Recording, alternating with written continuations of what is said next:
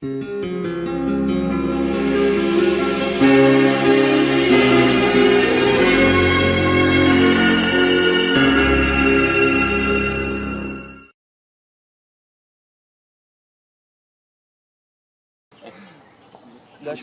John, est-ce que tu peux utiliser en plus des sticks mix ou pas?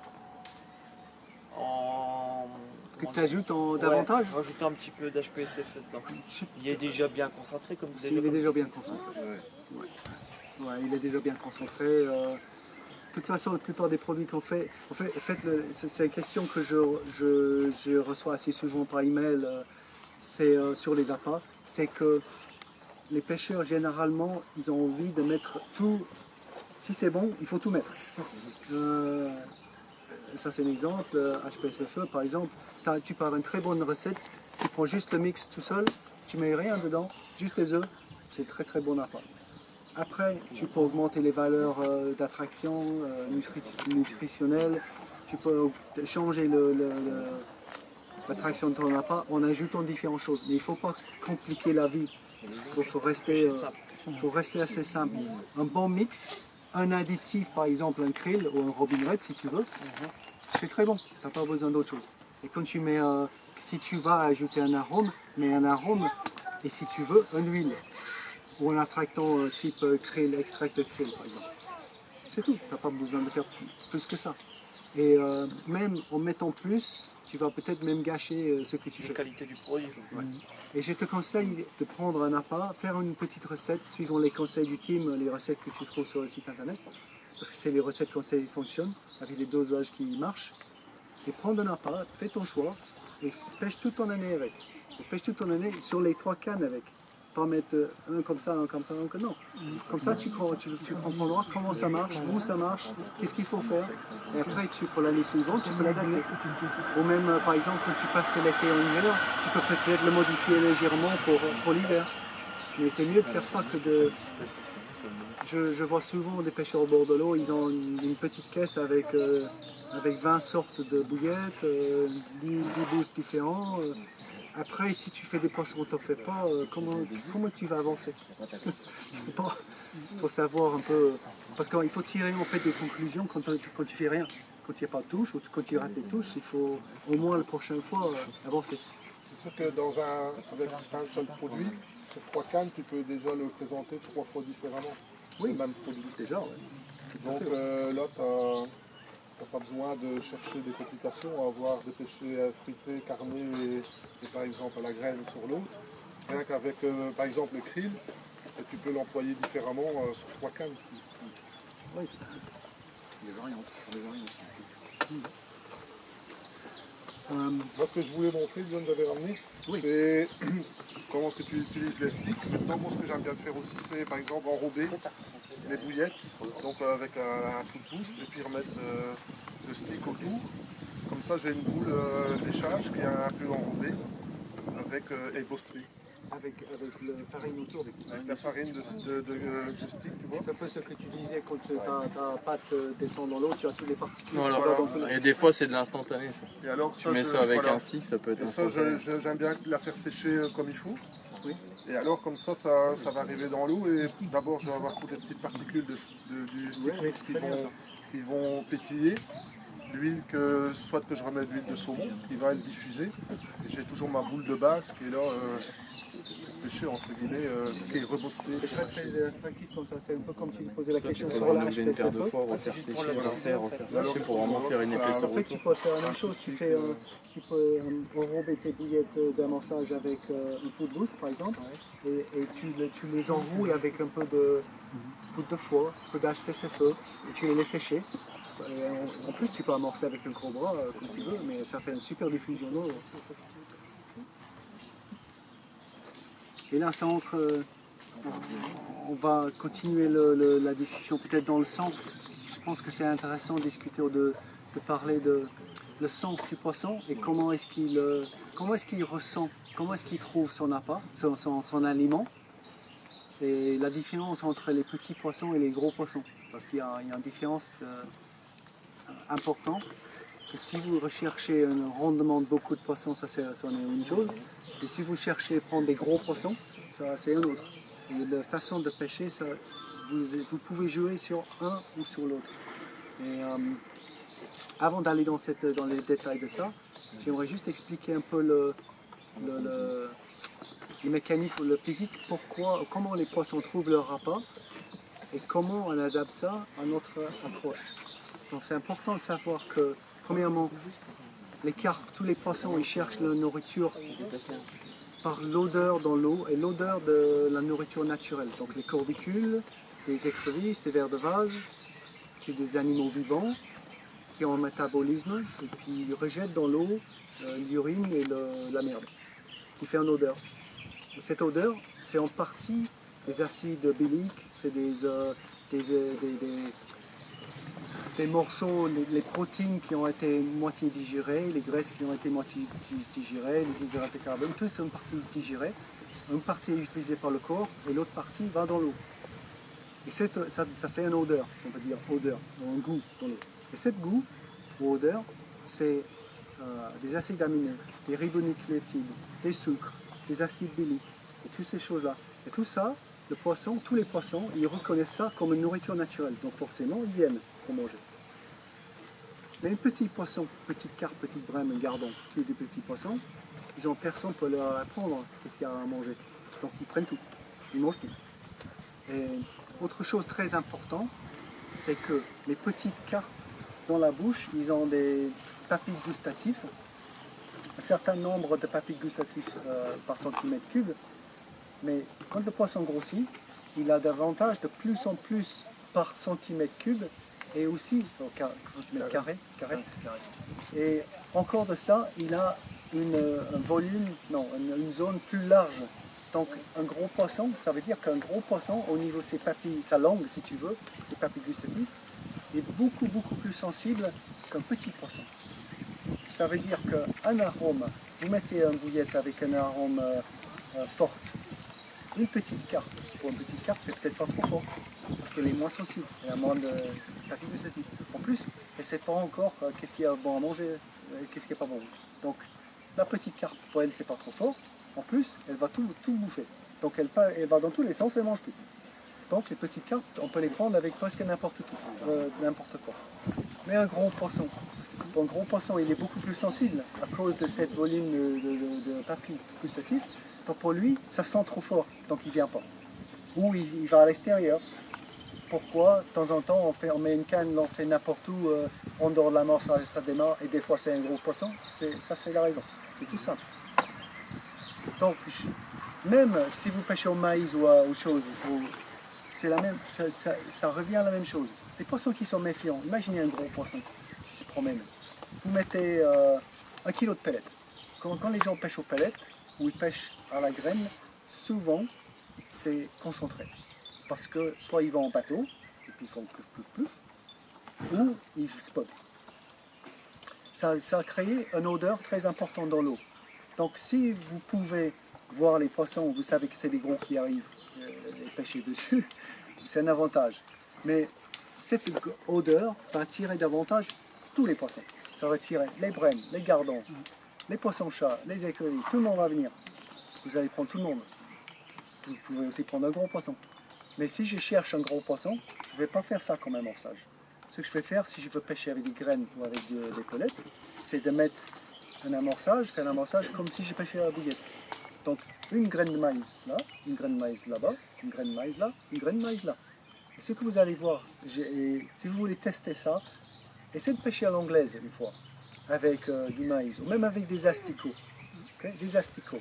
Vous mettez des asticots sur un spot, comme ça, vous aurez tout le monde. Tu as une activité importante, et tu fais du poisson. Donc si tu fais un rendement, tu peux aussi faire un gros.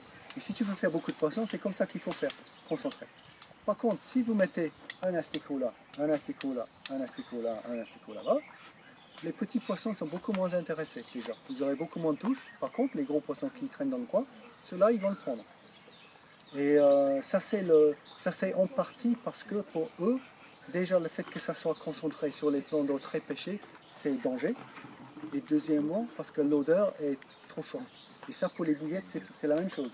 Si je prends des bonnes bouillettes comme celle-là, et je les pose tous sur la superficie d'une table, Premièrement, je sais que l'odeur, bien que le dosage c'est bien pour tous les poissons, le fait que ça soit concentré, ça dégage une odeur forte. Donc les poissons ils vont arriver, je vais faire du poisson. Peut-être un gros avec un peu de chance, surtout sur le côté. Par contre, là je pêche pour un rendement, je pêche pour tout le monde. Aussi, ce qui se passe, c'est qu'un banc de 10 poissons arrive sur la zone, je prends un poisson, mais avant de mettre mon poisson dans la piscine, il n'y a plus rien. Donc votre kilo de bouillette, on va en acheter un autre. Je suis anti-commercial là, Continuez à pêcher comme ça. Pêcher comme ça, c'est très bien. Faut bénir, faut gêner pas. Il faut peiner. Ouais.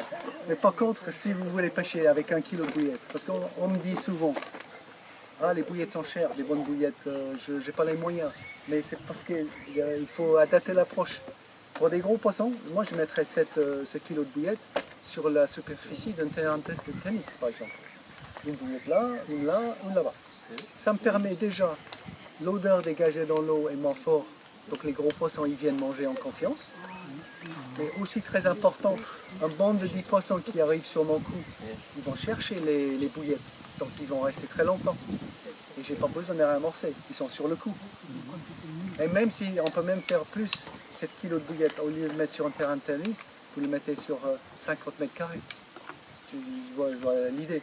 Aussi, en plaçant mes cannes sur cette zone, j'en ai une qui pêche là, une qui pêche là, une qui pêche là. Si celle-là part, les autres ils pêchent toujours. Hein. Ça ne gêne pas. Mais quand vous pêchez sur un spot, tu prends un et les autres... Ça ne ferait pas le poisson quoi. Oui, non. Et donc pour plusieurs raisons, pêcher comme ça pour les gros poissons, c'est l'approche que j'adopte normalement si j'essaie de prendre un gros. C'est pas pour ça que pêcher en spot avec ça marche pas, ça marche. Mais je préfère prendre un gros que de prendre du petit. C'est la même chose sur les dosages. Tu vois, sur les dosages, c'est indiqué, ça c'est le TMA. Niveau dosage, c'est indiqué 2 à 4 ml pour 5 œufs. Normalement, avec l'approche que j'adopte, je mets 2, pas les 4.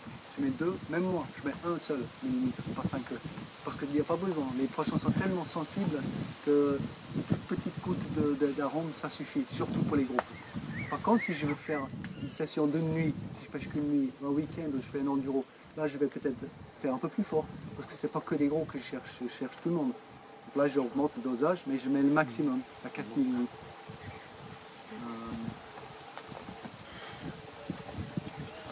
Il y en a parmi vous qui roulent vos bouillettes ou vous prenez prêt à l'emploi je sais pas, qu'est-ce que tu fais toi? Je pense qu'en prenant les bouillettes faites à l'emploi, quand on fait une session, on va dire 48 heures, 72 heures, ce qui peut être intéressant, c'est de prendre un peu d'eau de l'étang et en faire délaver et utiliser ces bouillettes-là pour aller chercher un gros poisson, justement, parce que justement, elles auront déjà perdu un peu d'arôme. Ouais. Et ça va... Ah là tu ouvres quelque chose, c'est un peu mon truc en ce moment. En fait, ça va faire penser au poisson à un amorçage qui date de... Non, Pas pour moi, je dis pas que c'est faux, hein. Mais pas pour moi non. Non, parce que si au départ, ça marche. Parce que beaucoup de bouillettes prêtes à l'emploi, je vais pas dire des bouillettes de merde, parce qu'il y en a des bonnes aussi, pas que les nôtres, il y en a d'autres qui sont bonnes, mais pas tous. Mais les prêtes à l'emploi, il y en a de toutes les sortes. Et souvent, elles sont fortes, ça prend des pêcheurs, ça prend des carpes aussi, mais souvent il n'y a pas grand chose nutritivement dans la bouillette. Donc si vous amorcez peu, en fait souvent avec des bouillettes qui sont trop fortes, ce qui se passe c'est que vous amorcez, les poissons ils viennent, ça saute, tu auras 2-3 départs d'un suite et puis d'affilée et puis après plus rien. Qu'est-ce qui se passe? Mais en fait, ce qui se passe, c'est qu'elles ont été attirées, tu en as pris 2 ou 3 parce que tu as des bons montages typiques, et après les poissons ont goûté les bouillettes, au niveau nutrition ou le goût, c'est pas bon, donc ils s'en vont. Par contre, avec des bonnes bouillettes, quand ils sont là, ils restent et ils reviennent. ça leur apporte rien, donc du coup Ils partent. Mais pour répondre à ta question, pour moi, ça fonctionne beaucoup sur les bouillettes qui sont déjà trop fortes. Mais nous, on essaie de, soit des prêts à l'emploi ou quand je roule moi-même mes bouillettes, je fais le dosage que je sais le poisson il va accepter tout de suite, il va continuer à en manger. Donc les laver, non, je ne vois pas l'intérêt.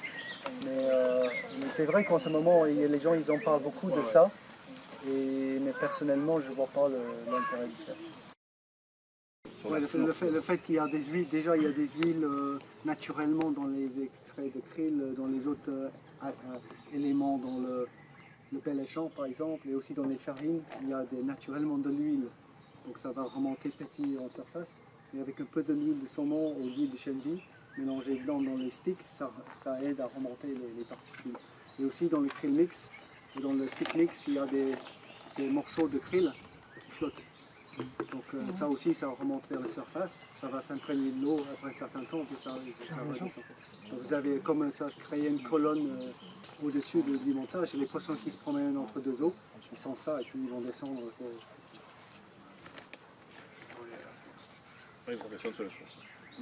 Et oui, donc ça c'est très bien, c'est très utile pour faire une pêche rapide. Ou si vous voyez un poisson qui saute et vous n'avez pas d'amorçage, vous mettez un stick trempé dans un food boost, ça suffit pour attirer un poisson qui est en activité. Autre moyen d'augmenter l'attraction, c'est avec des pâtes qui diffusent. Donc ça c'est une pâte d'enrobage toute faite. Ça il y a le krill aussi, ça c'est le rapide route. Et là normalement je mets une pellicule de pâte autour de la bouillette. Même sur une bouillette, là j'ai une bouillette flottante qui est avec une petite chèvrotine en dessous pour le faire descendre. Je mets même un morceau de pâte autour pour faire une boule. Par exemple, ça c'est lèche, c'est un pop-up qui va déjà être avec le chevrotine, il va être posé au fond comme ça. Là je mets une boule de pâte d'enrobage autour. Et forcément, avec le poids au début, il va être comme ça. C'est un peu équilibré parce qu'il est en flottante à l'intérieur. Donc la carpe qui vient, elle va respirer.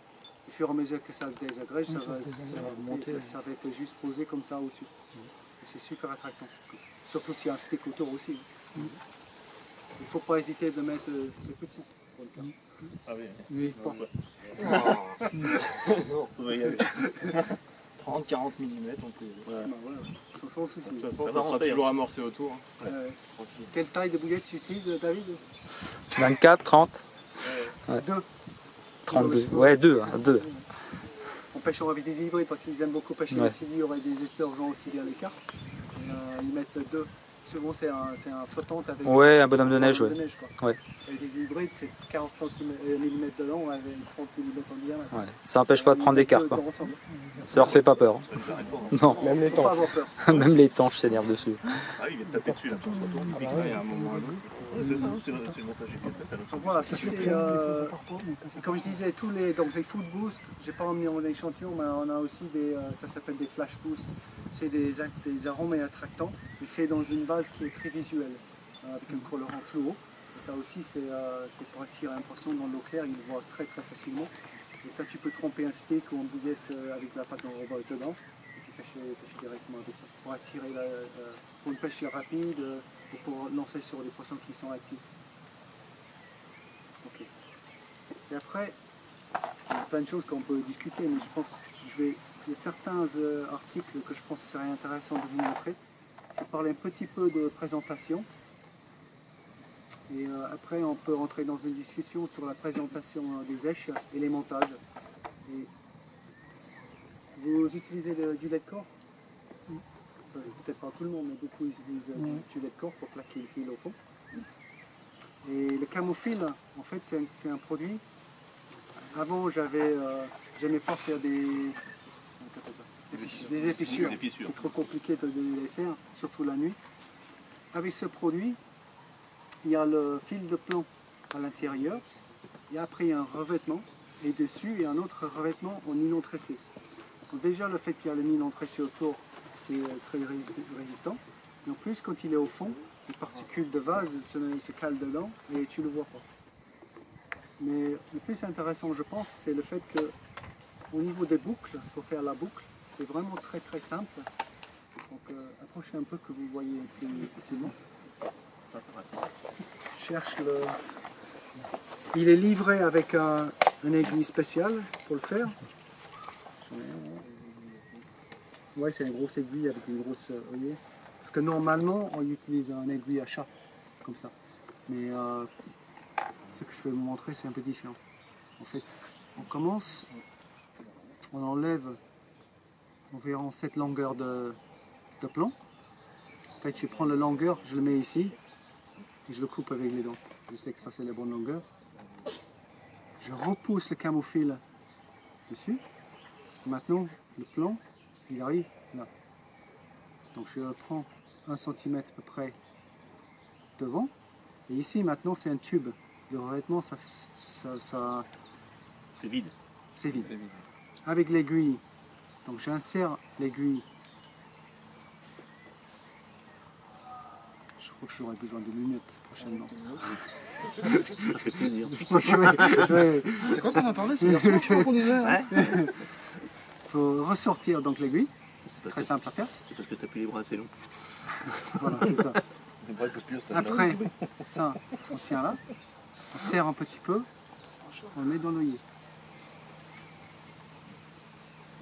On retire. La boucle est faite. C'est beaucoup plus simple que les. En fin de compte, ça va 2 fois plus vite, parce qu'en fin de compte, on utilise habituels. une aiguille à chat. L'aiguille à chat, on l'utilise dans l'autre sens. En fin de compte, on tire dessus. Alors que là, on pousse. Et la résistance du camoufile, c'est autour de 20 kg en résistance. Et normalement, je mets une petite pointe de colle ici. Mais juste pour vous montrer la résistance, on prend le. Attention que. Ça c'est. Ok. Parce qu'en fait, il serre autour. C'est très résistant. Et je vais l'enlever. Par contre, si tu prends un côté, c'est très facile à faire.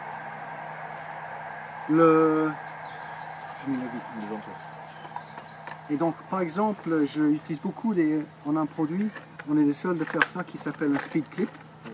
Les speed clips, c'est un clip long qui est. Voilà, il est particulier. Déjà, c'est Denis qui a conçu cette clip. Il y a un quick change pour changer rapidement le montage devant. Il y a la partie en métal ici où on met le plan. Et puis un boucle pour attacher soit le fil avec un anti-tangle ou le camoufile. Donc on commence, je vais recommencer tout pour vous montrer. Donc on enlève le fil de plan. Pousse 1 cm devant là.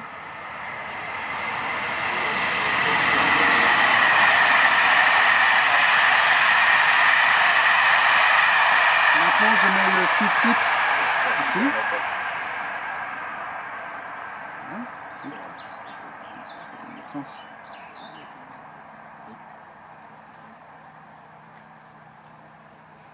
Voilà.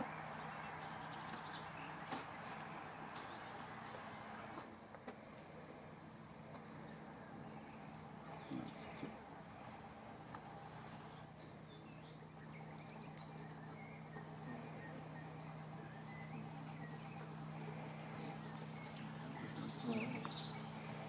C'est quoi ça? C'est un petit peu dénudé, je pense. Oui, c'est dénudé. Ouais. Donc ça me donne une surépaisseur.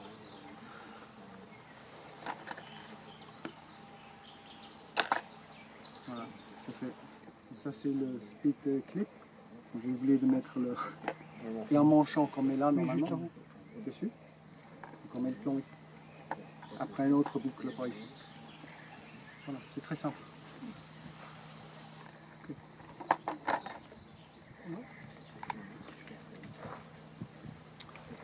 Ok, après, je vais montrer 2-3 trucs puis après on va discuter. Donc, quelque chose d'autre que j'ai envie de vous montrer, c'est le montage spécial Fabrice.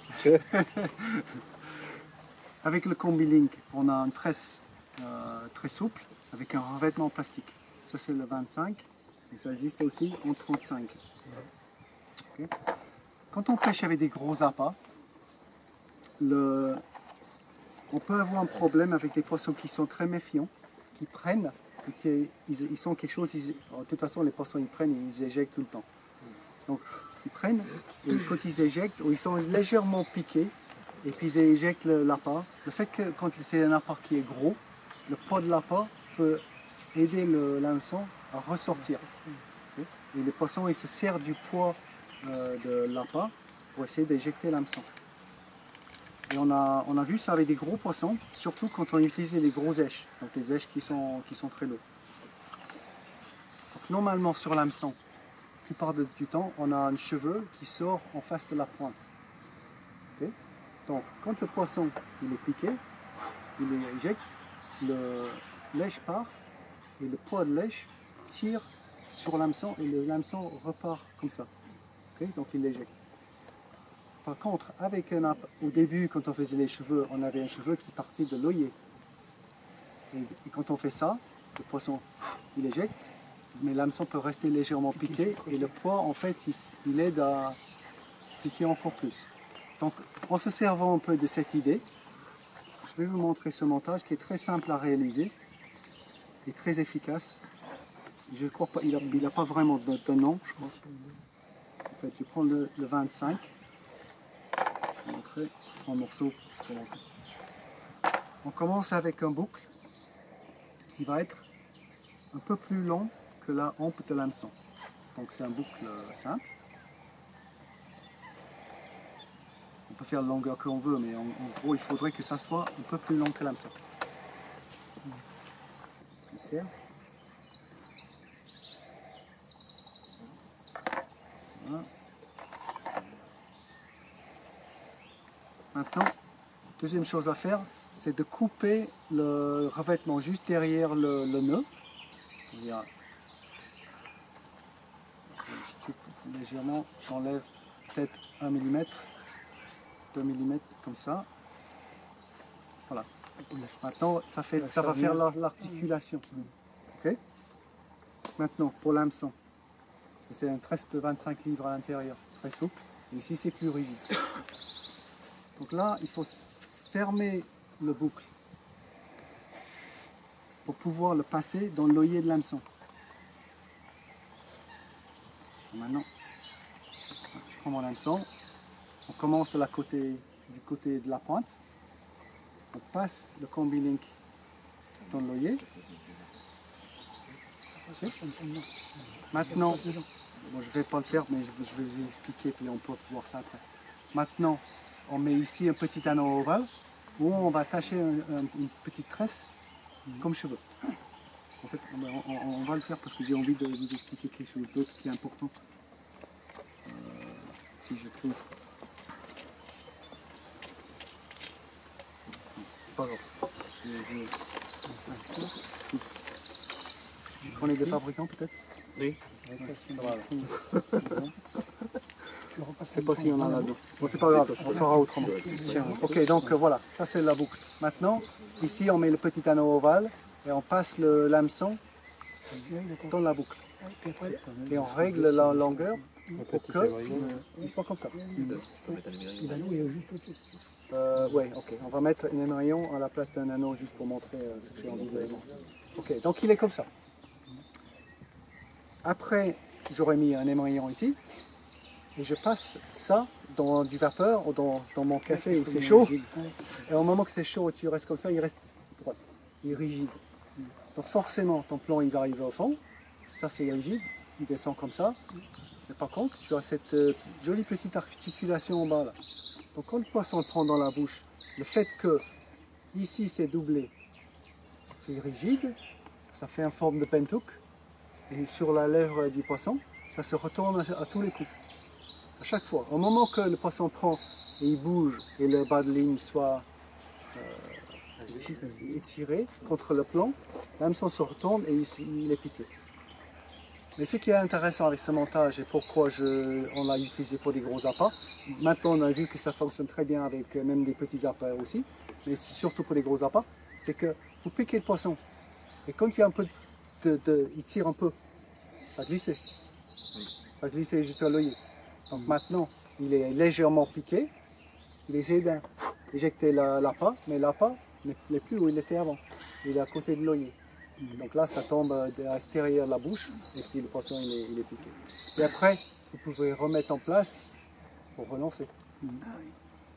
Il y a un autre avantage, grand avantage en faisant comme ça, et c'est au début que j'avais fait ce montage, c'est pour changer l'hameçon ou changer l'èche. Par exemple, je peux avoir plusieurs éches différentes, une flottante, un bonhomme de neige, des graines de maïs ou des asticots, quelque chose sur un cheveu, avec un petit anneau. Et au moment que je veux changer, il faut simplement enlever l'hameçon, changer l'appât et remettre. Aussi, c'est très simple si la pointe sera émoussée pour changer l'hameçon. C'est très facile. C'est un montage qui est assez simple et c'est très efficace. Il y a des petits détails qui sont importants. C'est que il faudrait que le diamètre du bas de ligne et la taille de l'œillet soient adaptés. Parce que si, par exemple, vous prenez un hameçon avec un gros œillet ou une tresse, je vais expliquer comment faire après, au lancer, il glisse. Donc il se bute contre l'œillet au lancer. La 25 Combi-Link avec un hameçon de 4, il est super, il ne bouge pas. C'est quand le poisson pique et il tire que ça bouge. Par exemple, si vous pêchez, vous avez le droit de mettre un vrai ancre, un hameçon de, n'est-ce pas David? Un hameçon de 1 ou 1,0, si c'est vraiment des gros poissons ou des esturgeons comme il fait, le 25 va glisser. Donc soit vous mettez le 35, ou par exemple si vous pêchez en tresse, une tresse de bas de ligne, le tresse va glisser. Donc ce qu'il faut faire, c'est vous faites la même boucle, exactement la même chose, passez dedans, mais avant de passer dedans, vous mettez un morceau de petite longueur de gaine silicone, vous faites la même chose, et vous passez le gaine silicone par-dessus l'œillet, et ça le tient, pour qu'il ne bouge pas. Et après, il bouge quand il y a la touche. C'est un montage qui n'est pas compliqué, mais c'est très très efficace. C'est particulièrement efficace avec des grosses bouillettes, comme je dis, et aussi sur les bouillettes flottantes. Avec l'avantage sur les flottantes, pour la chèvrotine, on met la chèvrotine juste derrière l'articulation. Donc là, il est comme ça. Je place la chèvrotine là, c'est comme ça. Et pour une carpe, une bouillette qui est au fond, comme ça, pour une carpe, c'est une bouillette au fond. Parce que ce qu'il faut prendre en compte, c'est qu'une carpe, même une 5 kg, disons pas un très gros poisson, elles ont des yeux sur le côté, pas devant. Et bien sûr, ils voient. Je fais beaucoup de plongée, et les poissons, quand tu passes à côté, tu vois les yeux qui ils te suivent, ils viennent voir qu'est-ce qu'il y a. Et c'est sûr qu'ils regardent les montages. Mais quand c'est bon à manger et puis ils approchent, ils ne voient plus rien. Parce que les yeux sont sur le côté, la bouche est devant, ou en dessous. Donc ils sont obligés de prendre, ils ouvrent la bouche et ils prennent. Donc une bouillette qui est à 3 cm au-dessus du fond, c'est pareil qu'une bouillette au fond. Avec le grand avantage que c'est super bien présenté, et c'est allégé, et ça entre très facilement. Tu as une forme d'hameçon plus adaptée pour ce type de montage ou pas? Non, au niveau des hameçons, en fait, j'ai choisi mes hameçons par rapport aux poissons et le lieu. Par exemple, c'est une bonne question parce qu'en fait, ça rentre dans un autre détail. Par exemple, on dit souvent, là, donc je vais faire un exemple. Voilà, c'est un bille-liège, mais c'est un bille-liège de 12 mm. Disons que ça, c'était une bouillette. Même une bouillette de 12 mm. C'est dit, les pêcheurs disent qu'il faut adapter l'hameçon à la taille de ton appât. Okay? Et normalement, si je prends ça, tu vas prendre un hameçon de 8 maximum peut-être, ouais, okay? Même plus petit. Par contre, ça c'est mon avis personnel, mais ce que je pense, c'est que le plus facile ça entre dans la bouche, plus facile c'est à éjecter. Ça c'est la première chose. Donc un tout petit hameçon. Et en plus, si je touche un poisson là de 25 kg, je n'ai pas très envie d'avoir un hameçon de 10. Bon, on peut les sortir, mais quand même... Oui, je sais qu'on peut, mais je préfère quand même avoir un hameçon de 4 bien planté. Et après, ça dépend les poissons qu'il y a dessous aussi. Aussi. Et aussi, ça dépend où vous pêchez. S'il y a beaucoup d'herbes, par exemple, il va falloir tirer un peu, ou le poisson il va se planter dans les herbes, vous êtes obligé de tirer un peu plus fort. Ou vous, par exemple, vous pêchez en face des obstacles, il faut donner très peu de fil. Là, vous n'allez pas mettre un hameçon qui n'a pas fort de fer, un 6 ou un 4 qui tient la route. Donc, ça, pour moi, ça c'est la première chose. Quelle taille de poisson? Est-ce qu'il y a des herbes? Qu'est-ce qu'il y a des obstacles? Poisson de rivière, je n'avais jamais pêché en Seine avec des hameçons de 8. Pour la Seine, poissons qui sont des furies à 10 kg, non, il faut quelque chose qui est costaud.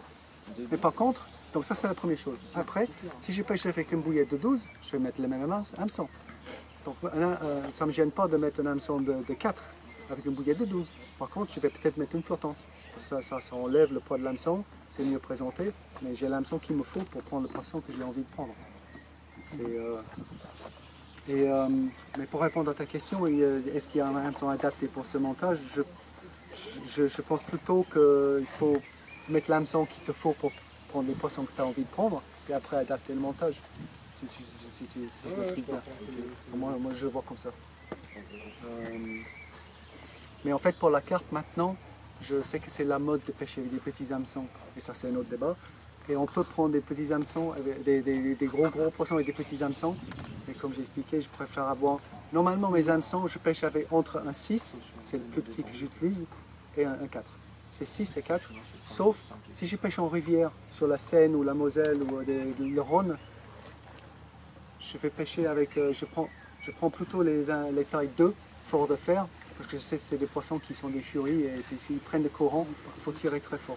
Mais normalement, je prends un 6 ou un 4, et ça me va très bien comme ça. Moi je trouve qu'un petit hameçon, ça blesse beaucoup plus le poisson aussi. Petit? Ça rajoute plus les lèvres. Tu le prends plus loin. Parce qu'il va se planter et s'intégrer dans la lèvre. Ça fait plus de dégâts qu'un gros hameçon. Ce que je vois, au moins ce que j'ai vu sur beaucoup de plans d'eau privés partout en Angleterre aussi chez nous, c'est que les blessures des poissons, c'est surtout les pêcheurs qui ne savent pas décrocher. Oui, mais parfois tu peux avoir N'importe quel hameçon, Bon déjà, des fois la tresse peut être aussi un peu... Je pêche aussi en tresse pour certaines situations, mais il faut savoir s'en servir. Je n'ouvre jamais mes hameçons. Jamais. J'ai jamais ouvert un de mes hameçons. Et je reçois des fois des messages, j'ai essayé toutes sortes d'hameçons, je les ouvre tous. Et quand je demande, mais vous pêchez où? Je pêche la Saône. Je pêche la Saône et il ne faut pas laisser partir les poissons. Et je pêche en tresse. Comment tu veux faire un poisson de 10 kg qui descend le courant à grande vitesse? Tu vas ouvrir tous les hameçons. C'est pas possible. Et je pense que c'est plutôt le décrochage du poisson qui blesse les poissons. Si un hameçon, je vais essayer d'en prendre une pour montrer, mais si un hameçon est bien planté et tu ne peux pas l'enlever, il faut avoir une pince. Il faut toujours avoir une pince proche pour décrocher les poissons. Parce que si vous essayez d'appuyer sur l'œillet et tout ça, là ça blesse les poissons. C'est mieux de prendre une bonne pince et de le prendre sur la courbure, et là ça s'enlève facilement et ça ne blesse pas les poissons. Après le débat, bon ça c'est une question aussi, mais c'est tout le débat ardillon par ardillon et tout ça. Ça c'est mon avis, c'est que je pêche beaucoup avec un petit ardillon. Si c'est petit ardillon et tu sais décrocher les poissons, il n'y a pas de souci. J'aime bien aussi écraser des ardillons, parce que je trouve, où j'ai vu que les ardillons ou les ardillons écrasés sont interdits, les poissons souvent sont très blessés, le fait que l'hameçon peut bouger beaucoup dans la bouche du poisson et ça blesse les poissons. Donc c'est mieux d'avoir un ardillon écrasé ou un ardillon, petit ardillon, et savoir décrocher les poissons. Ça c'est mon avis. Et malheureusement, qu'est-ce que t'en penses, toi? Ah bah carrément, mais je suis à 1 milliard de fois d'accord avec toi. Sans ardillon, c'est un tube, ça bouge dans tous les sens. Au moins un micro-ardillon, ça retient un minimum. Mais malheureusement, il y a beaucoup d'endroits où encore les propriétaires ne comprennent pas ça. Parce qu'on leur dit il faut du sans ardillon, tout le monde leur dit c'est sans ardillon, ça abîme pas. Alors pour moi, je suis désolé, la traction que tu vas mettre dans le poisson va faire déjà 99% des dégâts sur le poisson, que ce soit avec ou sans ardillon. Après, c'est clair que c'est la façon de l'enlever. Hein. Si tu secoues dans tous les sens pour faire sortir... C'est vous pêchez avec la grande canne pour les carpes, pas des petites, mais des grosses carpes. Et c'est quoi ton avis sur les hameçons? Taille. Ah bah là, tout dépend du poisson que tu vas avoir à pêcher. Le poste aussi, c'est comme tu disais. Tu vas pas pêcher avec un hameçon de 10. Si tu pêches le long d'un arbre, il faut tirer le poisson. Ça, c'est clair et net, c'est voué à l'échec. Et même si tu pêches avec une toute petite arpente? Même si je pêche avec, même ce sera une grosse boulette de pâte avec un hameçon de 5 ou un hameçon de 6. De toute façon, dans la pâte, on peut cacher ce qu'on veut. Donc, ouais, c'est encore mieux. Tu peux mettre un numéro 5 dans une grosse boulette de pâte de 30 mm et de la gobera pareil. Après, c'est le placement, c'est l'appât, c'est d'être dans le bon passage. Mais c'est sûr, par contre, sur de la pleine eau, quand tu pêches où t'as rien, tu peux pêcher complètement avec un élastique détendu, avec un hameçon de 10. Ça, c'est pas gênant. Parce que tu vas travailler beaucoup plus en souplesse. Et aussi, je vais ouvrir C'est un peu encore une fois une adaptation. Quoi. Ouais, ouvrir un peu, je pose la question, je vous pose la question. Quand on pêche en hiver, bon, on est en plein été, mais quand on pêche en hiver, ça aussi, on dit qu'il faut pêcher plus fin, petits hameçons, petits appâts, parce que les poissons... Je pose la question. Hein. Je pose la question. Moi, je ne change rien à ma pêche. Moi, je pêche toujours pareil. Il faut venir aux îles avec lui. L'hiver. L'hiver, tu pêches pareil que l'été, c'est exactement pareil. 35 centièmes, hameçon 5, et puis pense du moment que tu es au bon endroit, que l'appât est bon, elle le ramasse. Hein. Ah, bien sûr. Moi je trouve que le poisson quand même en hiver il est moins actif, donc quand il est en gamme l'appât c'est beaucoup plus lent qu'en été où ce qui est plus actif. Il est en gamme beaucoup plus vite et plus fort. Je crois qu'il bouge, moi, déjà. Il bouge beaucoup moins, mais quand il est en gamme... Tu dois le voir, en fait, quand tu pêches au flotteur, tu dois le voir, ça. Ah oui, carrément. Mais de toute façon, en hiver, comme ils Les ont... touches sont peut-être un peu moins franches, Ouais, mais si l'appât est vraiment... S'il y a vraiment ce qu'il faut dans l'appât... La pêche en hiver, je pense que c'est pas un problème de matériel, c'est plus un problème d'appât. Ouais, je pense que c'est plus, il faut faire travailler l'appât différemment, c'est voilà. tout. Parce que l'eau, voilà, par rapport à l'été, l'eau est froide et on ne va pas pêcher de la même façon, enfin du moins de l'appât. Faut pas défariner trop La huileux. charge en huile, parce que ça sert à rien, parce que lui, La diffusion et choses comme ça, ça se fait complètement différemment. D'abord, ça se fait différemment. La pêche, ça fait différent.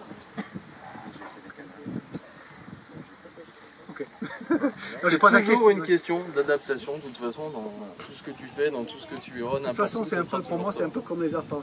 On pose la question, est-ce qu'il faut adapter l'appât à la saison? Et oui, il faut adapter l'appât à la saison. Mais un bon appât reste un bon appât. Donc si c'est bon en été et les carpes veulent la manger, elle va la manger en hiver aussi. Sauf qu'elle va la manger beaucoup moins. Il faut adapter l'amorçage suivant les saisons. Mais par contre, nutritionnellement, les carpes, ils ont besoin d'autres choses en hiver. On ne va pas aller trop dans les détails, mais en gros, en hiver, les poissons, les carpes, ils ont besoin de beaucoup moins de protéines. Donc tout ce qui est fish meal, farine de poisson, même krill, tout ce qui est très protéique, bien que c'est très attractif pour la carpe, elle ne peut pas le digérer correctement parce qu'elle n'est pas faite pour ça. C'est son métabolisme, c'est pour manger moins de protéines en hiver et plus d'hydrates de carbone et de graisse. Par contre, en été, là on entre quand l'eau est plus chaude, et là son métabolisme change et les appâts qui sont huileux, très protéiques, avec beaucoup de farine de poisson par exemple, qui diffusent et qui sont très attractifs, ceux-là sont mieux adaptés en été.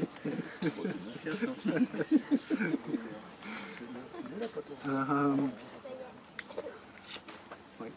Ça t'a coupé la vie. Oui, un peu. C'est un 100% fluorocarbone. Donc il a plusieurs avantages par rapport à un nylon. La plupart des nylons, ils ont une élasticité entre 15 et 20%. C'est beaucoup. Donc vous imaginez que vous pêchez à 100 mètres, vous touchez un poisson, le poisson peut faire 15-20 mètres avant, vous ne pouvez rien faire, c'est juste le fil qui est avec le fluorocarbone, celui-ci il a une élasticité d'environ 5%. Donc il a beaucoup moins d'élasticité. Très bonne résistance aux nœuds. Plaque bien au fond. Il a aussi l'avantage qu'il se dégrade pas avec les UV. Donc là j'ai le même fil que j'ai eu depuis l'année dernière. Normalement j'ai un tête de ligne, ça c'est le 33 centièmes. J'ai 10 mètres de 37 centièmes qui plaque au fond en bas. Et je change de temps en temps le fil qui est sur les moulinets, c'est le même que depuis un an. Au niveau résistance aux nœuds, c'est juste un petit, je vais vous montrer. Si je fais un nœud simple. Et le 28 centièmes est sur les bobines depuis 3 ans. Comme une tête de chien. Là j'ai fait un nœud. Attention à tes mains. Donc le nœud il est là. C'est un fil de 33 centièmes, donc ça casse à 7,5 kg à peu près. Bon, il va casser, hein, c'est sûr. C'est sûr qu'il va casser. Mais il casse très proche de sa résistance linéaire sans nœud. Il est extrêmement résistant. L'autre chose qui est intéressante, avec toutes les vrais 100% fluorocarbone, c'est quand c'est abîmé. Donc si jamais ton fil est tout bousillé comme ça, je ne sais pas si vous le voyez contre le noir, ouais. Il est comme ça, en nylon, on le jette à la poubelle. Avec ça, il revient tout de suite. Donc il a beaucoup d'avantages, et surtout l'avantage qu'il plaque au fond. Donc je lance, je le sens descendre au fond, je sens mon plan toucher le fond. Après je laisse un peu de mou, je laisse descendre. Et puis après, je ne tends pas le fil de trop, mais il y a une tension quand même dans le fil parce que le fil descend dans l'eau. Donc ça laisse une toute petite tension. Et c'est là que je voulais expliquer les racleurs, ces indicateurs de touche, parce que c'est le seul indicateur de touche qui fait ce que je vais vous expliquer.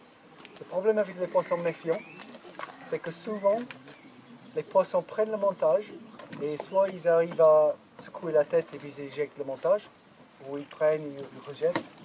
Et quand on a un bip, on ne sait pas si c'est un poisson qui est dans le fil ou si c'est un poisson qui a pris le montage et qui a réussi à ne pas se faire piquer.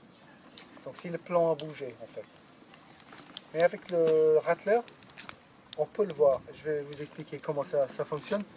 En fait, le poids de l'indicateur est pris en bas de cette...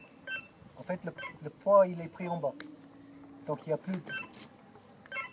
Et avec tous les autres indicateurs qui tirent sur le fil, ça tire sur le fil et le fil a tendance à ne pas plaquer au fond.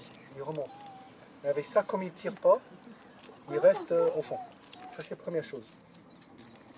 Souvent, quand tu as les poissons qui viennent manger sur le coup, ils prennent le fil soit dans les nageoires ou avec la queue, ils touchent le fil. Et des fois, ça peut faire un bip. Mais j'ai envie de savoir, est-ce que c'est un bip parce que c'est le poisson dans le fil ou est-ce que c'est un bip parce que c'est un poisson qui a touché mon appât, il ne s'est pas piqué. Et ce qui se passe souvent, c'est qu'un poisson, donc ça peut faire, ça fait ça, et ça revient en place. Et quand ça fait ça, c'est que le plan n'a pas bougé, c'est un poisson qui était dans le fil. Mais s'il monte, il ne bouge plus, c'est que le plan a bougé. Donc soit c'est un poisson qui est toujours dessus, donc il faut ferrer, ou si on ne l'a pas, c'est que c'est un poisson on a pris, il a bougé le plan, mais il a réussi à éjecter le montage. Donc il y a deux choses à faire, soit on modifie le montage, ou plus important, c'est peut-être d'amorcer. Parce que c'est un poisson il a mangé autour, il a pris le montage, il ne s'est pas piqué, mais il n'y a peut-être plus d'amorçage. Donc on peut réamorcer, le poisson il revient, il mange et là on le pique. Donc voilà, c'est ça en fait. Au moment que ça fait ça, ça ne bouge plus, c'est que c'est un touche. Et après, si le plan, s'il se pique et il vient vers le bord, si jamais ça fait ça, c'est la même chose, que le plan a bougé aussi. Et donc ça a un intérêt aussi, surtout sur les poissons méfiants, mais aussi par exemple si vous pêchez dans beaucoup d'herbes, souvent les poissons, ils se piquent et puis ils se plantent dans l'herbe et ils ne bougent plus. Et quand ça se passe comme ça, le racleur il fait tout, puis s'il redescend, ça touche dans le fil. Et s'il remonte, il ne descend pas, c'est que c'est un poisson. Et souvent les poissons ils sont planqués dans l'herbe, donc il faut le prendre. L'autre moment quand c'est très intéressant, c'est quand vous pêchez par exemple en face d'un obstacle, ou la berge en face, quand il y a un touche, le poisson ne peut pas prendre du fil. Il peut aller soit à droite ou à gauche. Et normalement avec d'autres indicateurs on ne voit rien, sauf quand il a pris beaucoup de fil. Mais au moment qu'il bouge le plan avec ça, on voit que ça touche, et puis tu peux le faire plus rapidement, avant que le poisson il se plante dans les obstacles ou les arbres qui sont couchés à côté. C'est une invention de Denis Lamalis.